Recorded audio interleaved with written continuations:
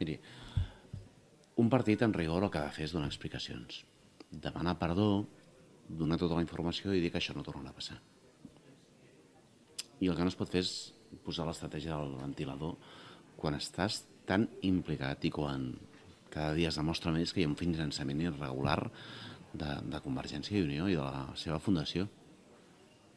Per tant, jo demanaria rigor, que es donguessin explicacions i que no animin aquest allunyament de la política al que anima Convergència i Unió. Cada dia que Convergència i Unió no dona una explicació, la gent diu, ostres, seran tots iguals? I no.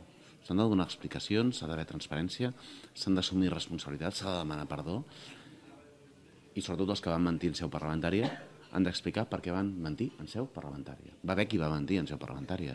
Jo no vull un país que normalitzi la corrupció. Ni vull partits que aspiren a governar aquest país que normalitzen la corrupció. A mi el discurs del senyor Mas em recorda els discursos del PP, que després de casos de corrupció miren cap a una altra banda, xiulen i no diuen res, o acusen els altres.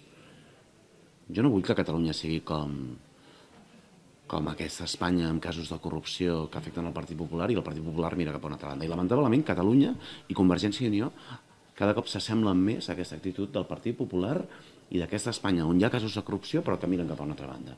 I això no ho vull pel meu país.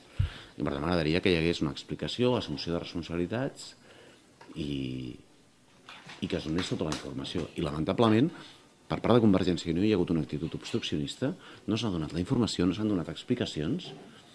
Sempre es diu i tu més. Escolti, no, estan molt implicats, estan molt afectats. El que cal és l'explicació, ja està.